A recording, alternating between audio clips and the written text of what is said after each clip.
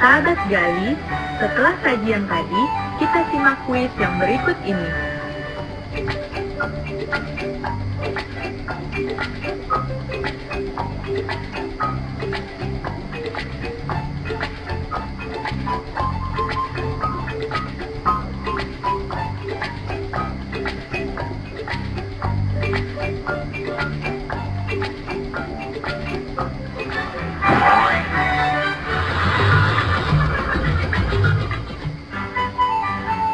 Tahukah Anda, konon cara budidaya ikan menggunakan keramba ditemukan secara kebetulan.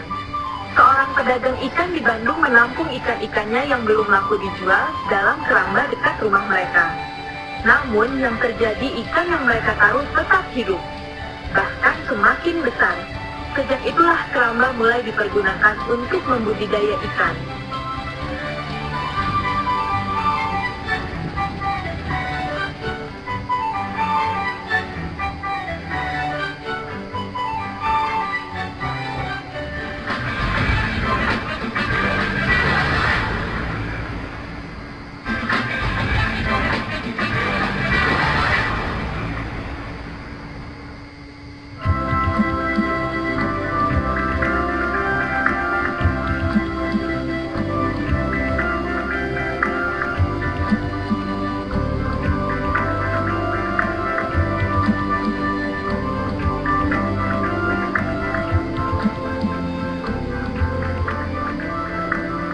Setelah semuanya terpasang, keramba kita tarik dengan perahu ke tengah perairan yang telah kita tentukan.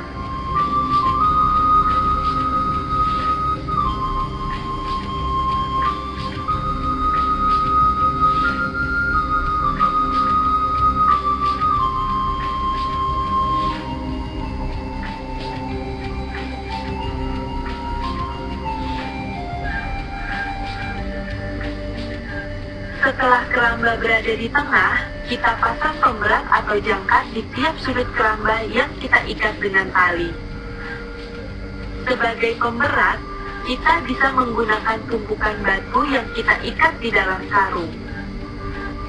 Nah, sekarang keramba tidak akan bergerak kemana-mana ya.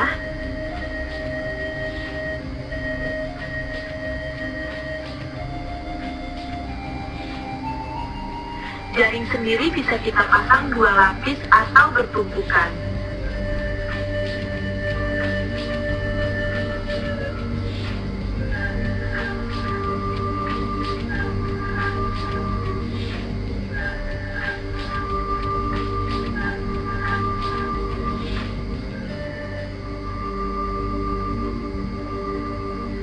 Seperti grafis berikut ini. Setelah jaring terpasang, lalu ikatkan pemberat di tiap sudut jaring agar jaring tidak mengapung. Setelah semuanya terpasang lengkap, barulah kita taburkan ikan yang akan kita budidaya.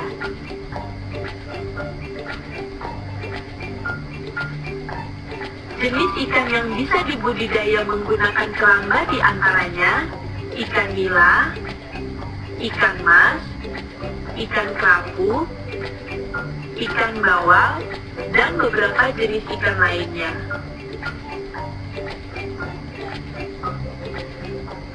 Untuk merawat keramba agar tetap bersih dan terjaga kekuatannya, maka kita harus melakukan pengecekan secara berkala, baik dari kotoran yang mengganggu ikan maupun kerusakan keramba yang disebabkan oleh hama seperti tikus.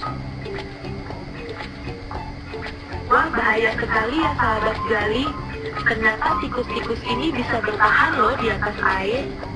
Untuk keramba yang terlanjur rusak karena gigitan tikus, sebaiknya langsung dijahit menggunakan benang yang sejenis jaring keramba. Nah Pak Haji, terima kasih banyak ya untuk informasi yang telah diberikan tentang cara membuat keramba. Semoga sahabat Gali yang di rumah lebih memahami lagi tentang budidaya ikan melalui keramba. Ya, mudah-mudahan yang Pak diberikan kepada adik-adik semua bermanfaat untuk kita sekalian untuk memberdayakan kolam jaring kampung atau keramba. Oke, kalau gitu terima kasih Pak Haji. Sampai jumpa lagi. Iya.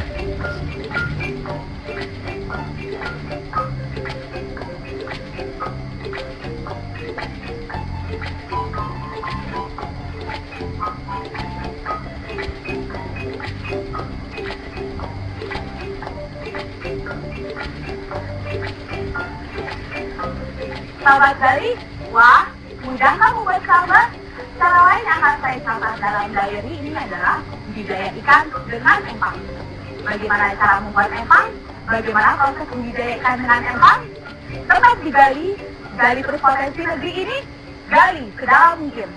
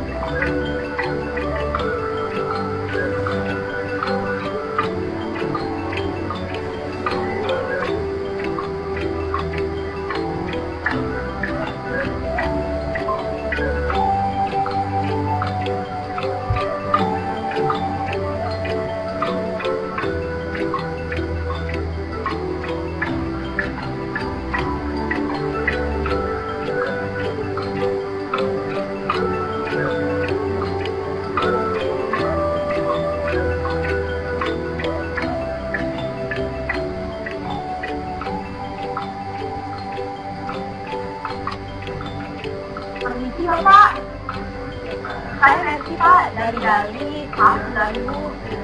Pak, saya ingin bertanya tentang cara membuat empang. Wah, ternyata Pak Jaja pemilik empang-empang ini pemalu sahabat Gali. Tapi, untuk informasi yang sahabat Gali tunggu, bisa saya peroleh. Cara yang harus kita lakukan pada pembuatan empang adalah siapkan lahan yang memiliki persyaratan yang cocok untuk budidaya ikan.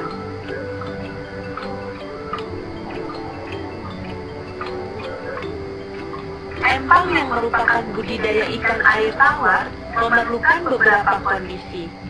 Lokasi harus tenang dan jauh dari keramaian. Air yang bersih dan tidak tercemar.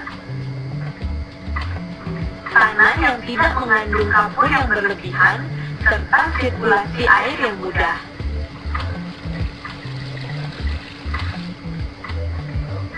Setelah lahan yang akan kita buat empang telah ditentukan, bersihkanlah area lahan dan mulai digali menggunakan cangkul sesuai ukuran yang kita inginkan.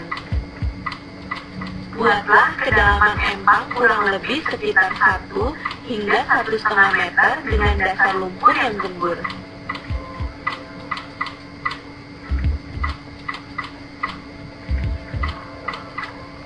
Setelah ukuran empang terbentuk, selanjutnya padatkan pinggiran empang dengan tanah galian sehingga tidak menyebabkan pendangkalan dasar empang.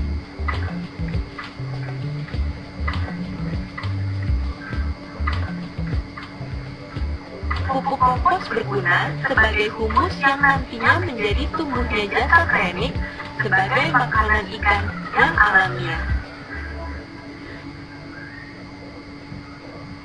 Pertumbuhan ikan di dalam empang akan lebih bagus jika empang yang kita buat memiliki saluran sirkulasi air sehingga air empang selalu bersih.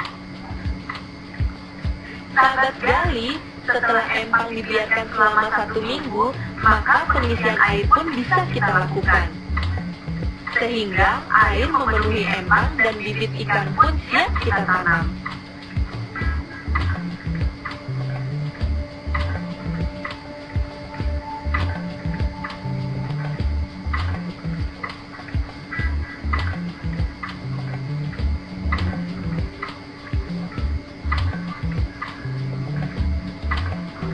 Bapak, ini namanya proses apa ya?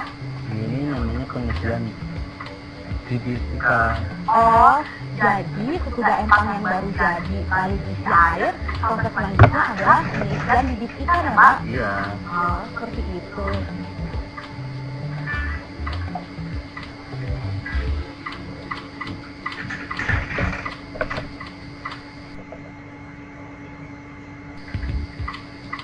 Sahabat Gali, untuk merawat ikan yang kita budidaya di empang, maka empang harus dibersihkan dari kotoran yang mengganggu perkembangan ikan seperti sampah-sampah dedaunan ini.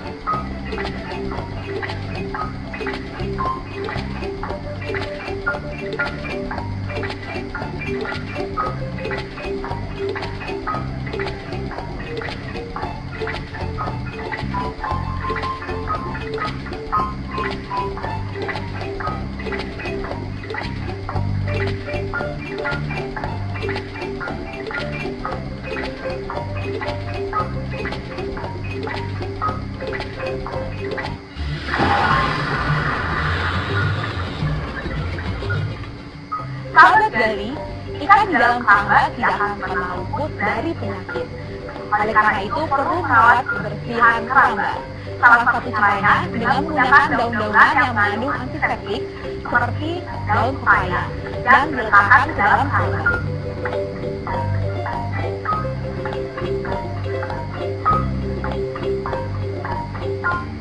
Sahabat Gali, satu hal yang bisa dipetik dari catatan diary kali ini, negara Indonesia adalah negara yang kaya akan sumber daya alam.